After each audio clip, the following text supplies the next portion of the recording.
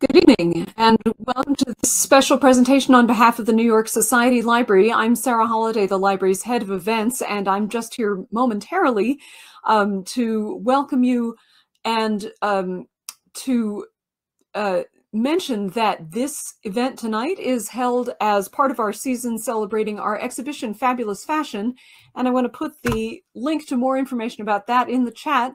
The exhibition is open to the public anytime the library is open, so if you are now or will be before January in the New York City area, do stop by and have a look at that. I'm now going to hand the virtual stage to our head of exhibitions at the library, Harriet Shapiro, who will introduce tonight's speaker. Welcome. Hello, I'm Harriet Shapiro, head of exhibitions here at the New York Society Library.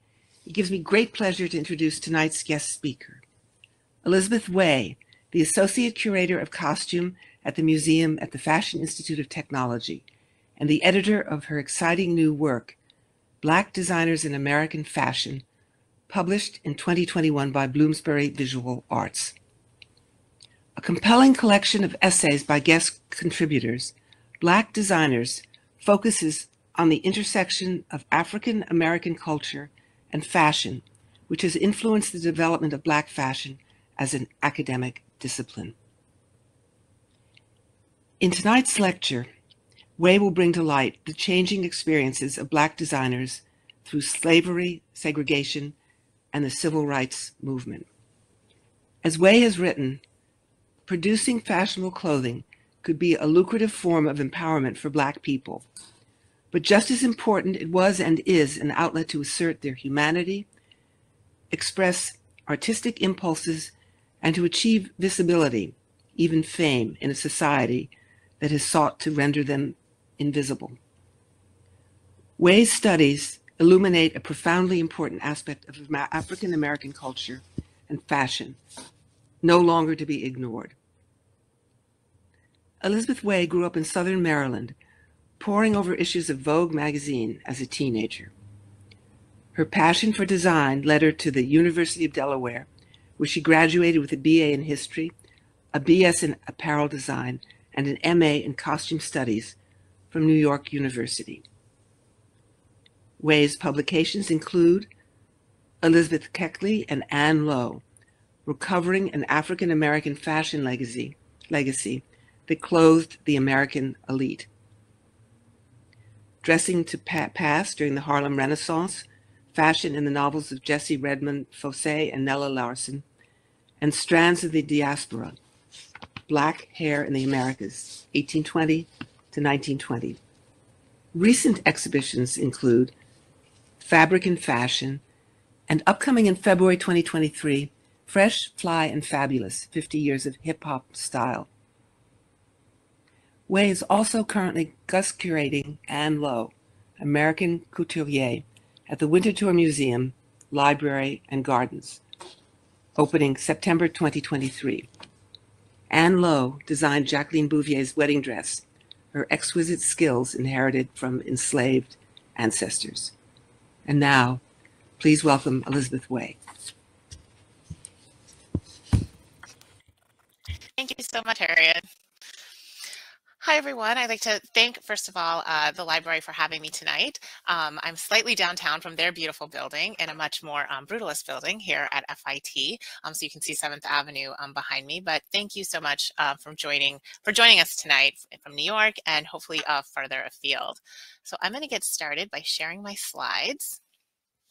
And I want to I'm really excited to give this lecture tonight because this idea of Black designers and the way they have presented themselves, not just in the press, but through the written word and through their own images, has been something that has come up again and again in my research, but isn't necessarily something that I focus on or have been able to focus on. So this is a really exciting kind of lecture for me. But I want to talk a little bit about kind of my research and the impetus for my book. So I actually came across the idea of Black fashion designers as an area to study in graduate school when I was at New York University. I interned at the Smithsonian National Museum of African American History and Culture the summer before my final year.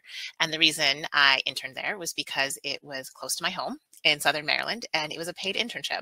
So these were two very attractive features of this internship, but it really turned me on to really the subject matter of my career. So it was there that I discovered Elizabeth Keckley and Anne Lowe, and I went on to write my master's thesis about these two designers.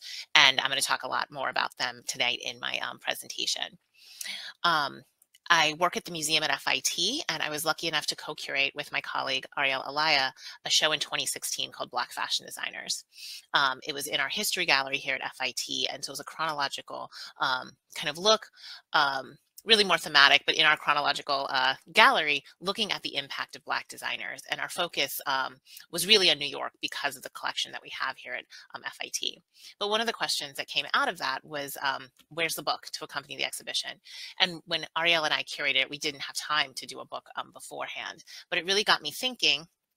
And I went on many years later to work on Black fashion designers, and I was able to draw from an amazing group of scholars who all contributed chapters, including Ariel and many, many others, to contribute chapters, because there really was very little secondary research on Black designers in American fashion or any other kind of country. And so I was really excited to be able to produce this and work with really great scholars who are producing this knowledge. Over the course of my research for this, I wrote two chapters for this book, one looking at 19th century dressmakers and one looking at Scott Berry in 1960s and 70s. The press and newspaper clippings were really the major source of information that I could find out about both of these kind of topics. And so the idea of the using the press, or the way the press positioned Black designers, is something that's very, very important for scholars, because it is such an important resource. And so, you know, in addition to garments and photographs, these written sources is what I want to focus on today here for the library. So I want to start looking at some of the earlier press that I've been able to discover about Black designers. And I have a section in my chapter that looks at 19th century Black designers in New York City. And these clips on the right-hand side are advertisements for dressmakers in New York City. You can see one is from as early as 1829. So this is shortly after emancipation of slavery in New York State. And we start to see this group of entrepreneurs who are starting to serve the Black community of New York, and dressmakers, milliners, including Mrs. Sarah Johnson, as you can see in this ad here, were an important part of building up Black communities and creating fashion that helped Black Americans transform kind of the image of themselves, both for themselves and for the larger public. The 19th century was a time in which appearances were really were well invested. We say now, don't judge a book by its cover, but that was not a concept in the 19th century. There was a very profound idea that the way you looked said a lot about you. And so dressing correctly, dressing fashionably, these were all keys to kind of presenting yourself as a modern person. And so for so many years, and even after this, Black people were associated with slavery, even if they were not enslaved workers. And so presenting yourself as a free person, as a modern person, as a fashionable person was extremely important for positioning yourself in society. And so Black dressmakers, Black designers were really important in aiding their community in this way. And one of the things that was really fascinating about my research was being able to trace these Black dressmakers through the city. In the 1820s, 1830s, a lot of Black New Yorkers lived downtown, and we see them migrate over the course of the 19th century up to Harlem, which is kind of what we associate as like the Black neighborhood in New York, even though there are many African-American dominated neighborhoods in the city. But I was able to trace these advertisements that listed their addresses from downtown up through Midtown. You know, after the draft riots during the Civil War, we see a lot of displacement of Black New Yorkers. So following these fashion businesses was really interesting in seeing how Black New York as a whole changed. And it also gives a lot of information about women's work. by and large, throughout the 19th century into the 20th century, Black women were relegated to unskilled work. Like we're talking 90%, 95% worked as domestic servants. But there was a small percentage that was able to break into artisanal work like dressmaking, and it really could be a foothold into middle class and even upper class status. So these advertisements in the press, even though they don't shed a ton of information on the personal lives or working lives of these women, were really important in kind of tracing and laying down this legacy of Black fashion design. Something we'll talk about a little later is during the 1960s, there was this idea that Black designers just came out of nowhere. And in the 1960s, they were new and they hot and everyone wanted to cover them. But actually, there's this long legacy of Black design working in New York City. And on the left here, this is a book called Half a Man that was published by Mary Ovington White. She was a social worker. She was a white woman, but she was also the co-founder of the NAACP. And this book really traces occupation and living conditions in New York at this time, at the turn of the century. A little after the turn of the century, these statistics come from 1910, and she wrote this in 1916. But being able to trace the dressmakers, the seamstresses working, and also the education in these artisanal crafts was really important, again, to laying out this foundation of Black design in New York.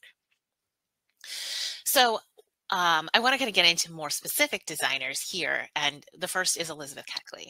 So she's an amazing kind of figure. She has a really amazing life story. She wrote a memoir, which I'll talk to you about a little bit later. But she's really one of the most well-known 19th century Black designers. She was born in 1818 in Virginia, enslaved, and she learned from her mother the trade of dressmaking. Both of these women were very highly skilled dressmakers. So in the 19th century, many, many women, I would argue most women, could sew, physically run a thread and needle, do some repair work. There was obviously people who were better at it than others. But plain sewing is not dressmaking.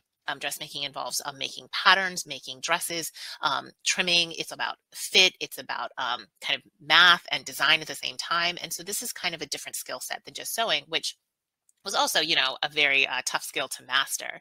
So she was highly skilled from a very young age, starting to help her mother with kind of these domestic tasks, including dressmaking and sewing, 5, 6 years old. She moves with the family, the white members. So she was related. Her owner was her father, and she moved with white members of her family to Hillsborough, North Carolina, and then to St. Louis, Missouri. So she was kind of caught up in the movement of her half siblings who owned her. But in St. Louis, she was able to buy her freedom. She amassed a large sum of money and bought her freedom through her dressmaking work. She moves to DC in 1860. And she establishes one of the highest, kind of most respected dressmaking businesses in Washington, D.C. So one of the reasons why she's so well known is because she sewed for elite white women. And this is kind of the key to having Black dressmakers be documented at this time. So this is one of her most famous dresses. It's at the Smithsonian Museum of American History, and it belonged to Mary Todd Lincoln. So we think that this is a dress that she wore to an inaugural ball when her husband was elected president. And you can see it's a beautiful dress. Dresses in the 19th century often came with 2 different bodices. You can see on the top, this is a bodice designed for day wear. And then at the bottom, we see a bodice designed for evening wear. And even at this time, for elite women, fabric was so expensive that having the same skirt that you could use in 2 different ensembles was a boon, even if you were very wealthy. So historians have known about Elizabeth Keckley because of this material culture that exists, but really for so long this dress was prized because it was Mary Todd Lincoln's, and there wasn't much research going into the maker. And that has really changed. And as I said before, one of the most important resources we have on her is her own book, her own words.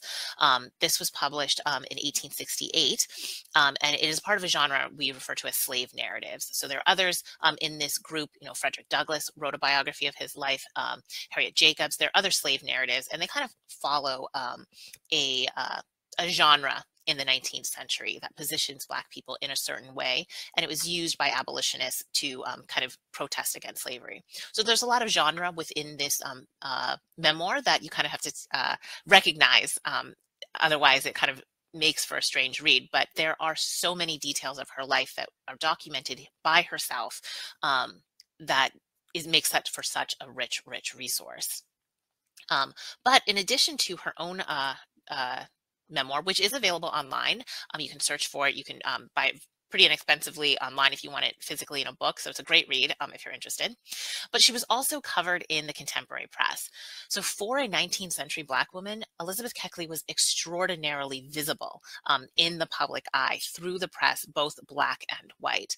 For example, she was one of the major focuses of this article in the Evening Post, which was a national paper. It was published in 1862, and it again is within this kind of slave narrative genre. So they really position her as this tragic mulatto trope, which is kind of a trope within this genre. She was more than half white, but so again, you have to kind of parse through some of that language, but it really positions her as one of the most respected dressmakers in New York, or excuse me, in Washington, D.C.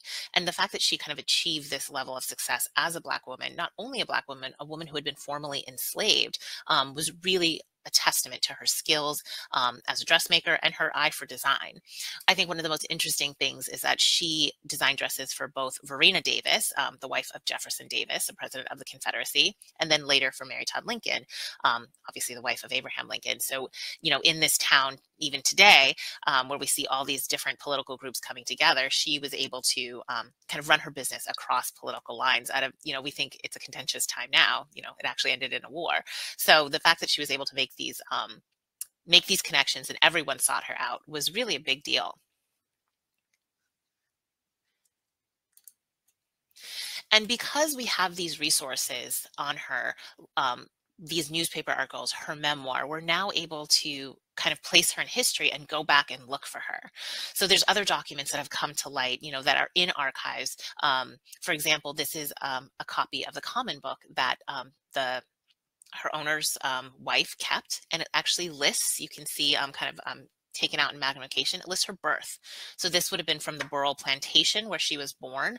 And, you know, a part of their archive, because we see her documentation through her book, through other newspaper sources, we can go back and find these other important sources that verify certain aspects of her memoirs, because sometimes memoirs can be, it's a little bit more about perspective than facts.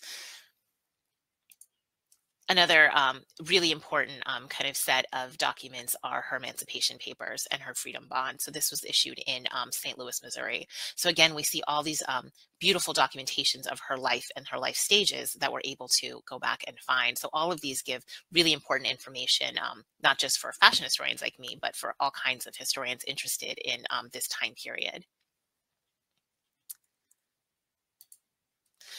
So Keckley was probably one of the first Black designers who was really celebrated in the press, both local and national, in the 19th century. And they're kind of few and far between outside of a more local kind of context. But one of them was Anne Lowe. And Anne Lowe had an incredibly long and influential career. Like Elizabeth Keckley, she worked in a 19th century artisanal way.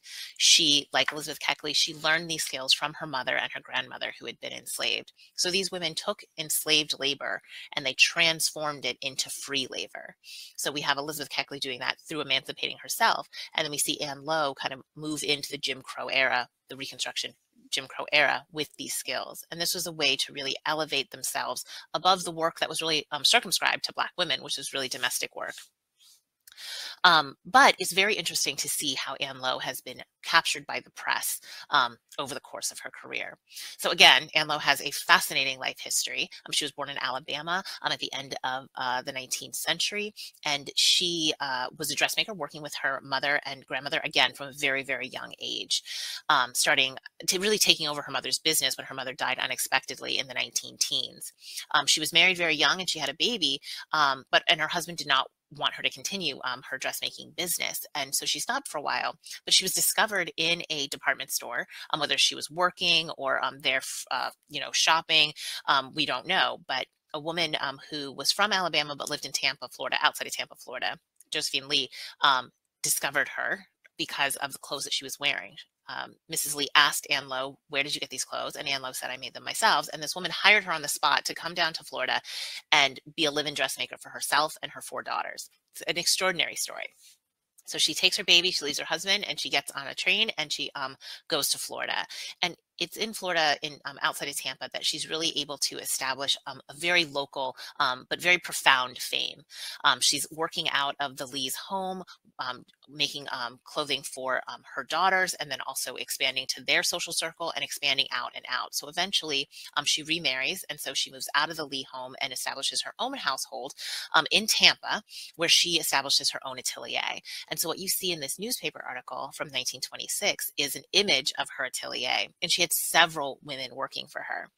The quality of her skill was so high that she learned from her mother and her grandmother, who had been dressmakers at a very elite level, sewing for kind of like, like for example, the First Lady of Alabama was one of their customers. But she couldn't find the skills, labor that she needed. She had to train these women herself. And so she not only created a business for herself, but she created work and, steady income for other Black women, as well as skills. But you can see that from the name of this article, how the local press positions her. So it says, Negro seamstress notes change in attitude of modern brides. So we see a lot from just this title alone. It's important to note that Negro was not a offensive term. And in fact, even much later in the 1960s, that was the term that Ann Lowe preferred. But it's really crediting her as an authority. And this is in the height of Jim Crow, the Jim Crow South in Florida. This was not an easy time to be a Black person in the South or the North. But here, they're taking note of her knowledge of this kind of bridal industry. And this is really what Ann Lowe specialized in. She made custom handmade dresses, on the level of Parisian couture. This was not like a ready-to-wear made in a factory. This was all kind of done up by hand with all these really beautiful embellishments. She was known for handmade flowers, and we'll see some images of that later.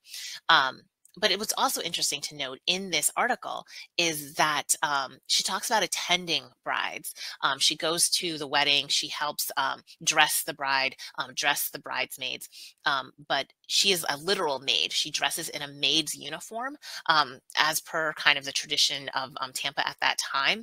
She has to kind of assume this comfortable position, a position that white people are comfortable seeing Black women in, to attend these elite white events. And this is something that changes over the course of her life, but not as quickly as you might imagine going into the 20th century.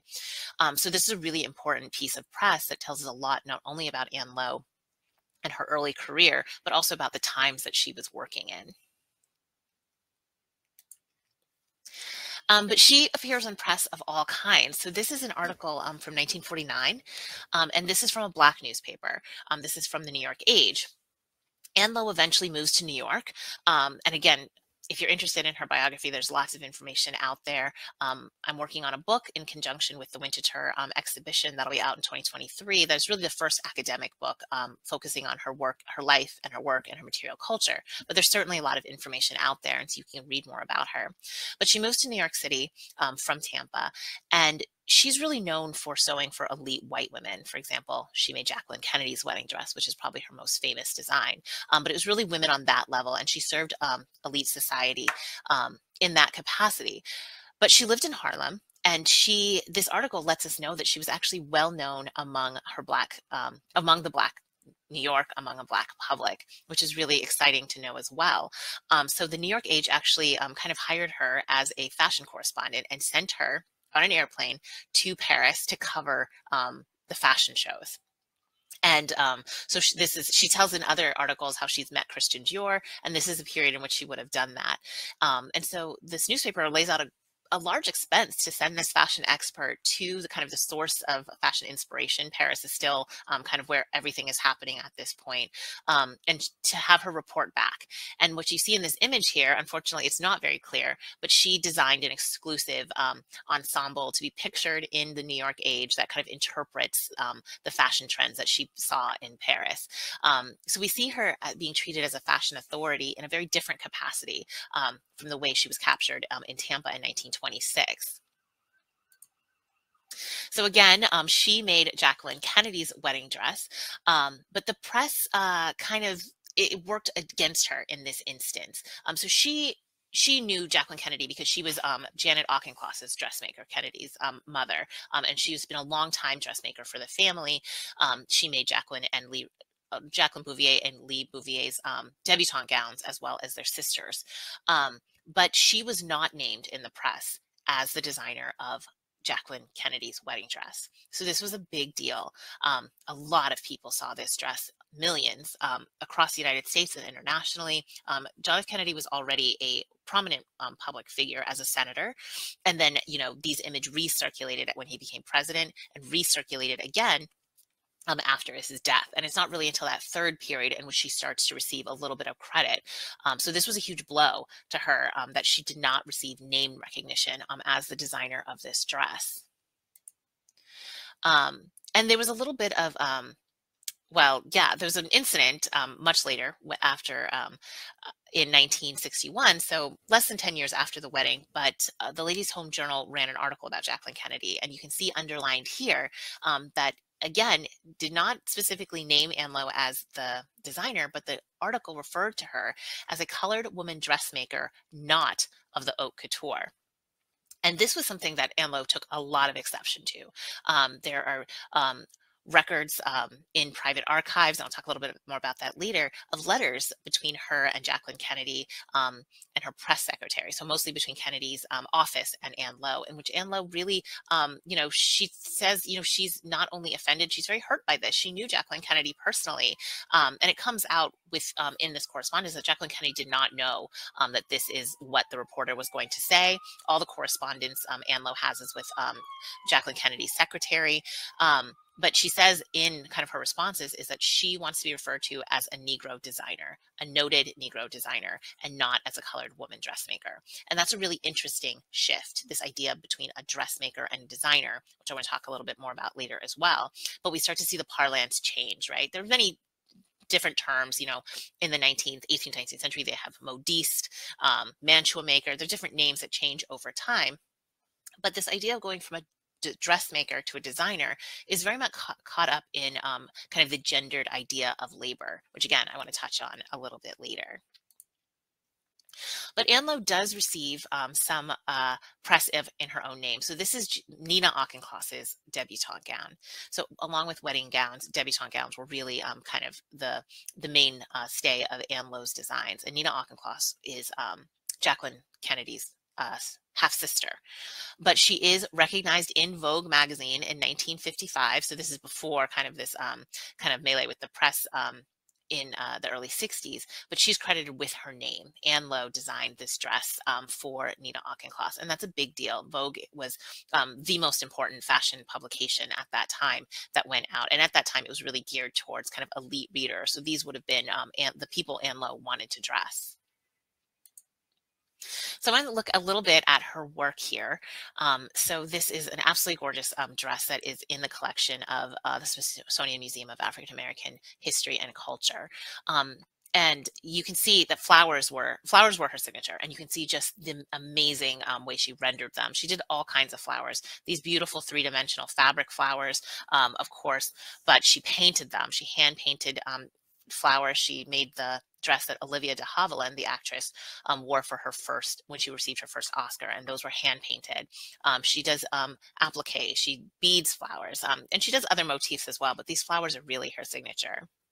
And you can see this is a debutante gown, and you can see the specific way in which she's designed this gown. So, debutantes have to wear white. And so, by the 1960s, the late 60s, we start to see more color incorporated into these dresses. But you can see this really beautiful focus on the back. So this idea that the debutante spends her night dancing, in a ballroom. So the emphasis on the back, the front is obscured by her dance partner. So Ann Lowe really puts beautiful emphasis on the backs of her debutante gowns. But Ann Lowe had a very tumultuous career. So she was not great at the business side of fashion, like so many other designers. We see this with like Yves Saint Laurent and many, many other designers who are much more interested in the art and design of their practice than the business. But she did run into a lot of financial trouble over the years. At one point, her son, Arthur, kept her books, and that was a very stable time in her career, but he very tragically died in a car accident in 1958. And so we see her go through many different business partners over the course of her career. She worked in New York City, and she kept salons on Madison Avenue, on Lexington Avenue. This was key to drawing the elite clientele that she needed. And she, she didn't advertise. It was all through word of mouth. These circles, they wanted to keep, kind of their dressmakers and the other place, service people who kind of enabled their lifestyles. They like to keep those things secret. So in order to kind of maintain her businesses at these elite addresses, she needed white business partners. I mean, in the 1960s, it was very hard for a woman, even a white woman, to rent or own or buy a piece of real estate. For a Black woman, she really needed advocates. So she had a number of different business partners over the course of her career. She also had a lot of eye issues. She'd been kind of sewing at close range since she was a child, but she had issues with cataracts and glaucoma. And so you can see in this image here, she's wearing dark glasses. She had eye surgery, and eventually she does lose her sight. But she starts working with business partners in the early 60s for a company called Madeleine Couture. So Madeleine Couture was established in the 20s and 30s. And when she actually first moved to New York City, she inquired with a job at this atelier. She wasn't kind of taken on at that point, but by the 1960s, she comes back, and Madeleine Couture is run by Ione and Ben Stoddard, Ben Stoddard was the son of the woman who established the company. And she partners with them to create ball gowns, wedding dresses, to access the clientele that she needs. And they took a really big role in creating press for her. So this period, this is towards the end of her career in the 1960s. She finally retires in 1972. This is the end of her career. But she's still, making these beautiful ball gowns, and they really go on a press campaign to promote her. And so what you see here is an article in the Saturday Evening Post, which was a national publication, and they did a dedicated story on her. So you can see the images here. And here they refer to her as society's best kept secret. And that really reflects kind of the way elite society positioned her. She was creating these beautiful gowns that, were vital to their social season: wedding gowns, debutante gowns, evening gowns. These were her specialties. But she wasn't kind of credited in the way other designers would have been. At this point in American fashion history, it's all about France, right? So if you are wearing French couture, Chanel, Dior, they want to show off kind of that. And this has really appeared before logomania, but this is like kind of the names that are popular in fashion. For an American dressmaker, even though she was making things on a couture level, she wasn't promoted in the same way at all. And then the fact that she was Black added an extra layer. But Ben and Ione Stoddard really went on a campaign to promote her. And so not only did she appear on the Saturday Evening Post, she also appeared on a national television show called The Mike Douglas Show. And this is actually an image of Ione Stoddard and Ann Lowe flying out to Cleveland, where they were taping the television show. And you can also see it was written up in this newspaper, her appearance there. And it was actually, there are clips of it kind of available, very limited. Smithsonian has it on their website, but Mia Farrow actually modeled one of her wedding gowns on that show. Mia Farrow and her mother were clients of Ann Lowe. So it's actually really interesting to see her not only speak about her life and her career, but also see some of her clothing in action at that time. They also talk a lot about the price of her clothing and what it was sold for at that time. So, and this is one of the most kind of, I think, accessed articles about Lowe. It appeared in Ebony magazine. And so again, we see her appear in the Black press, even though Black clients were not necessarily the core of her customer base. She did create gowns for Black customers, but she started to receive a lot more press in the mainstream press and in the Black press as well. And so Ebony devoted a very large spread to her in 1964, around the same time. And so we can see from this image, very, very different from the image she presents in 1926, because by this time we have evolved the idea of a designer, right? She wears these chic little Black dresses. She wears these hats and her glasses. These are her trademarks. I mean, she dresses the way, we might expect a French couturier to dress. So she's harnessing the press, really creating an image of herself that distances herself from the idea of a dressmaker, who might be, those words might conjure up something provincial, something local, and she's really embracing the idea of a fashion designer. The way she's sitting here posing in her chic Black dress with her model in the background, this is something similar we would see Christian Dior, Balenciaga posing in the press in the same way. And towards the end of her life, we see even more kind of articles celebrating this nostalgia around Anne Lowe. So a lot of the press that was driven in the mid 60s was generated by nostalgia around Kennedy because of his death and Jacqueline Kennedy and their wedding. But we also see articles like this in the Tampa Tribune. She was a major contributor to a local kind of society festival called the Gasparilla Festival. And so she made these kind of fantastical gowns. They would have these courts, so they elect these elite women to be the queen or the princess or the countess of this court. So she made these fantastical gowns. It was very well known in Tampa for that, as well as wedding gowns you can see here. And so we start to see this spate of press around her towards the end of her life that really kind of has this nostalgic bent, but also this appreciation. And this is at the height of the civil rights movement. So we start to see Black people become much more visible in American culture in a number of ways, through entertainers, actors, singers, through political leaders. And so but even within this, the visibility of Black women is certainly not on the level of Black men. So this is remarkable that she's being kind of heralded in this way. But the Tampa Tribune writes several articles about her towards the end of her life, and she's really positioned as a hometown hero. She's gone on to, work for the Kennedys to become a designer in New York, but they're kind of hearkening back to her start in Tampa. So I want to move on a little bit to this kind of moment in which Black designers emerge in the press. Anne Lowe is really this this bridge between designers that we saw very early advertised in the 19th century in newspapers and Elizabeth Keckley, and this bridge between them and this more modern idea of the designer. And we see how the image of her in the press has transitioned over the course of her career. But by the time we get to the late 60s and the early 70s, we do see this intense interest in Black designers in New York fashion. So we're thinking within the mainstream ready-to-wear fashion industry. And you can see several of them pictured kind of in this Women's Wear Daily article. So Women's Wear Daily, when it comes to researching this period in fashion, the 1960s, 70s, again, there's very few secondary resources about especially less well-known designers, Black designers, but many others who are less well-known as well. And WWD is really kind of a Bible for researchers, fashion researchers in this period, because they covered the industry in great detail. So one of the interesting things that I mentioned before is that there's this idea that Black designers are like bursting onto the scenes and like they're newly embracing fashion design and excelling. But of course, we know that Black designers have been working all over the country, and particularly in New York for 100 years. So one of the designers that I wrote about and I want to talk about is Scott Berry. So Scott Berry is a really interesting designer. I think he's less well known than designers maybe like Stephen Burrows, but he was just as successful and designed in a different way than Stephen Burrows. And I was lucky enough to meet his business partner, Robbie Marks, Robbie and Stephen Marks. And they, for my chapter, they gave an oral history, and I was really able to learn so many things to supplement the articles in the press to really get an idea of what the fashion industry was like in the 1970s.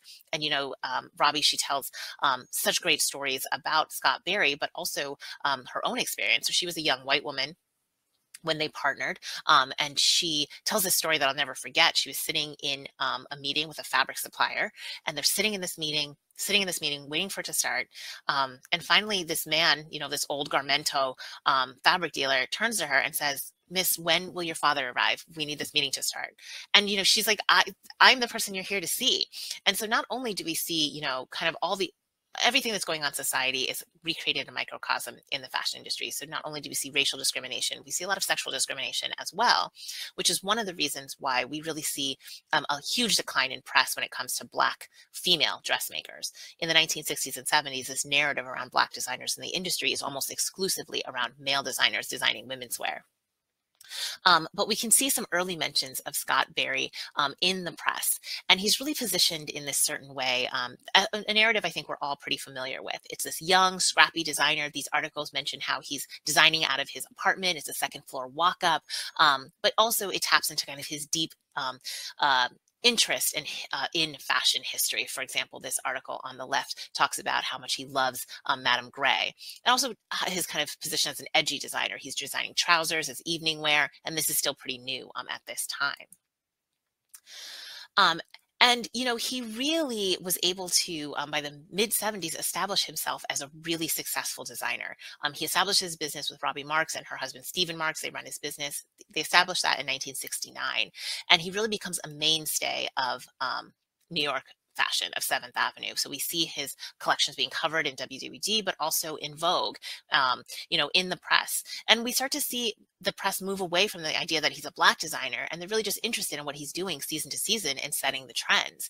And so we start to see this transition of his representation in this press. But one of the most interesting articles about him is this profile that WWD did of him in the mid 70s. And this is really the height of his success. He is up for a CFDA award and, a huge honor in the industry. So he's really at the top of his game. But he has very, very specifically positioned himself as a designer in this article. He talks in this article about, how it's all about this glamorous life that design, is really tapping into this culture in New York City. He's very much a mainstay of like Studio 54 and those kind of local celebrity scenes, even though he does kind of nod to this idea that like design isn't what people expect. It's long hours, it's unglamorous work, but nonetheless, he really paints this picture of this glamorous life. He really feeds what people want to think about designers. And in more than one article, they mention his Art Deco inspired townhouse. He was really well known. And that's another element of him crafting this persona in the press. But a little bit about his design. So he was really well known for Jersey. He was one of the designers in the 70s to kind of elevate Jersey into an evening wear fabric. And this is one of his most famous designs and one of his most successful designs. Barbra Streisand wore a version of this dress in The Way We Were, but it was also one of their best-selling numbers. And you can see, this transition in American design. There's this narrative about American design that it's all about ease and comfort and sportswear. And this very much kind of feeds into that, even though it's very elegant. He was very inspired by the 1930s, but he loved these soft fabrics. And so you can see how important his designs were in building up the reputation of New York fashion. He's also branching out into many different ways, just like a modern designer. So in ways that Anne Lowe likely, an extension of her own business practices. She was selling, dresses wholesale to department stores and branching out this way. But here we see Scott Berry. He's making patterns for Vogue. He goes into designing denim and swimwear. Other designers at this time, like Stephen Burrows, does a fragrance. So we start to see this modern commercial design world taking shape at this time. And Black designers were a huge part of that as much as any other designer.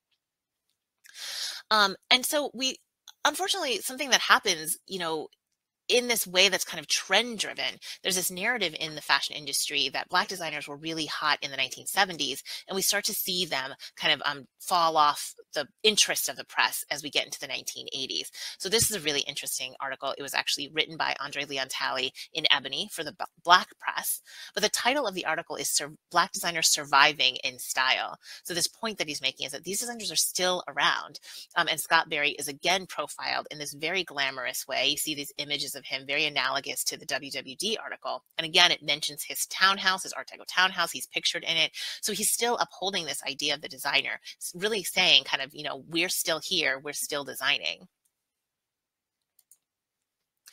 And I want to talk a little bit about kind of the other ways that Black designers were pictured in the press. And this is a really interesting article because it actually faces pretty head on some difficulties that Black designers are having in establishing their businesses.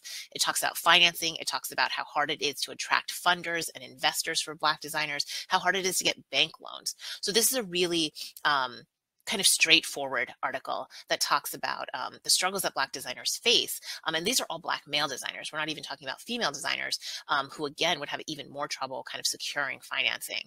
So even though we do have this picture painted by the designers themselves and how they want to be presented in a certain way, this press is so important for kind of establishing what's happening in the world and in the world of fashion at this time.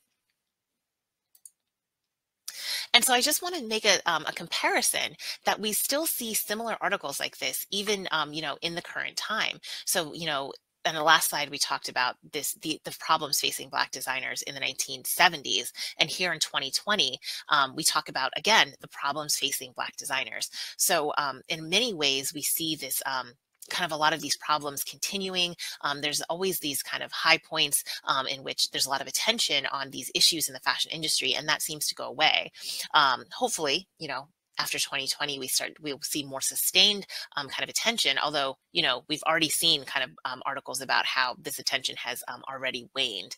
So, that's unfortunate, but honestly, the fashion industry mirrors so many things that are happening in mainstream society.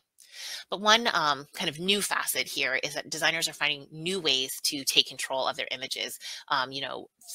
When designers were doing it in the mid 20th century, even though they could take control of their image through the press, it was still filtered by the press and how they wanted to represent designers. Now we have social media that allows designers to engage directly with their public and present themselves they want to be presented. So here we have Tracy Reese, obviously a great leader in the 7th Avenue and the fashion industry, but very kind of on the nose, talking about leading women to find, she's putting out that persona that she is a leader in this industry. And so it's really important for established designers like her to take control of her narrative, but even more important for emerging designers. So thank you so much. I believe that we're taking questions in the chat, but I'm going to end my slide presentation there. Thank you so much. I just learned so much. Oh my gosh, that's fantastic. And I think the pictures really helped, but it's so much wonderful context. Looking at, a lot of history too. This is, almost 2 centuries, really quite 2 centuries of history here, which is fantastic. So yes, audience members, the chat should be at the right of your screen.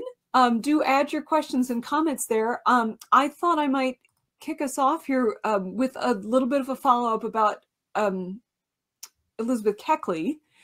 So you talked about her place in history and obviously how she's come down to us in historical documents. Can you talk a little bit more about her place in design, though? Was she an innovator? Was she someone who was capturing a moment that was already going on and making it really good? Was she influential on other dress designers? So, in this period of American fashion, it's all about Paris. There's a real insecurity in a lot of the arts and design when it comes to like the new world. And so at this time, great fashion in America meant as close to Parisian design as possible. So she was definitely kind of designing within that vein, following the trends that are coming out of France. If we look at, there's not too many of her existing works, but we do have images of her in dresses. And so we can see kind of the way she liked to dress and some of the things that she designed. And perhaps we can extrapolate that she kind of liked this more simple, elegant aesthetic, but there's really not enough kind of material culture to make that judgment. What's interesting is that Mary Todd Lincoln was actually very much criticized for the way she dressed. She was painted as much too obsessed with fashion. She was painted as a woman who dressed too young for her age. And so even Elizabeth Keckley was kind of put on this pedestal as a woman who's designing like the best design in DC, this elegant, and then juxtaposed with kind of the way they treated Mary Todd Lincoln. And I think that had a lot to do with politics and the way they saw her. But I wouldn't say that she was cutting edge fashion, but that wasn't really kind of the goal of these political women at that time. But I'm sure she did influence other dressmakers just because she was so in demand. Yeah, that's fascinating. And I certainly thought that the dress that you showed with the panels and the 2 bodices, it really is beautiful. It's certainly not something I would want to wear, or I think anybody present would want to wear now, just for the weight, but it is gorgeous to look at. So,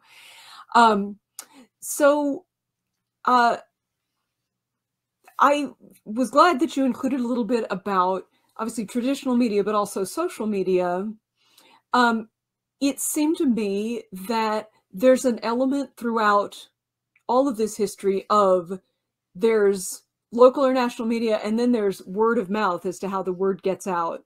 Is social media now more like the word of mouth, or it's more in the control of the designers, or how do you see that falling in? I think it can bridge both. It can bridge both kind of aspects of kind of advertising. There's certainly aspects of kind of social media that's very insidery within certain groups, And I think if a designer can kind of tap in, it's so easy for designers now to find their tribe, find the people they're designing for, and tap into those subcultures or small pockets.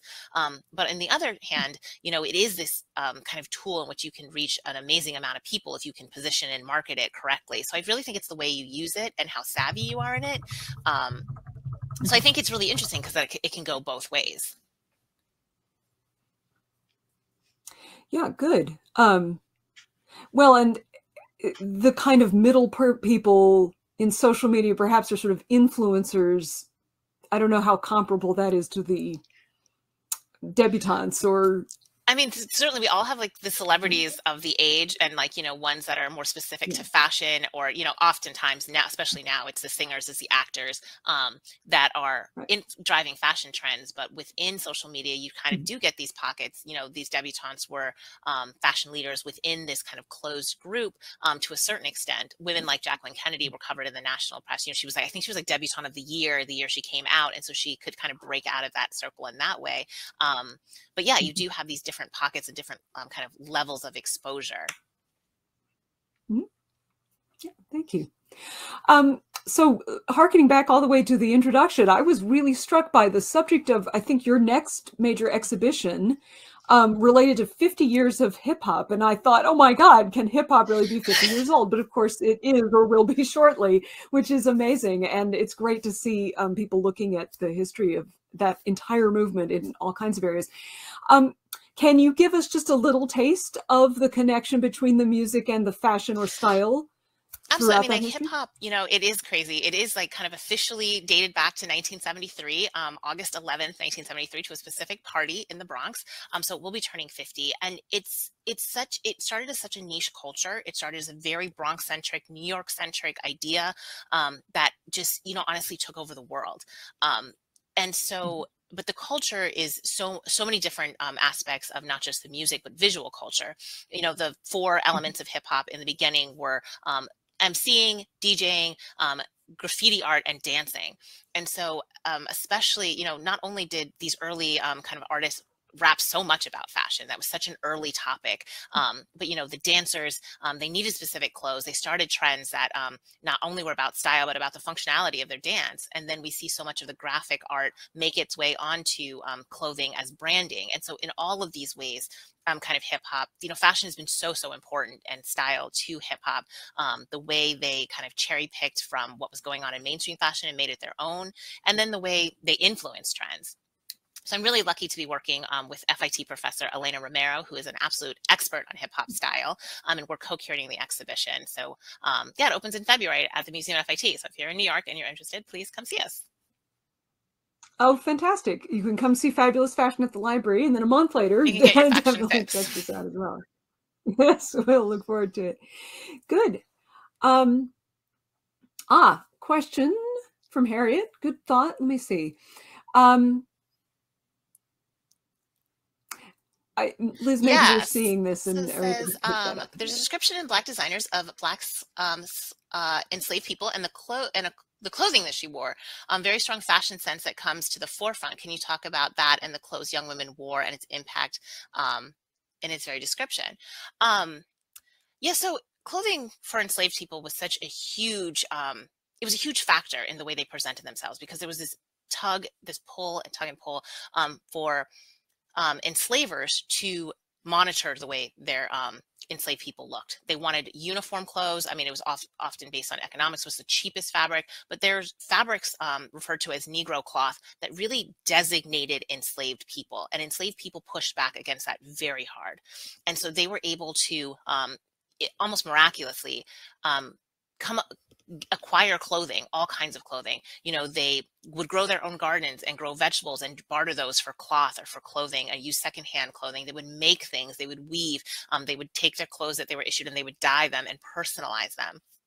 And it was so important to their expressions as individuals to say, you know, I'm not a commodity, I'm a person. And one way they expressed that was through their clothing. And so a huge source, talking about text-based sources for information on enslaved clothing is what people call runaway slave ads for self-emancipated people.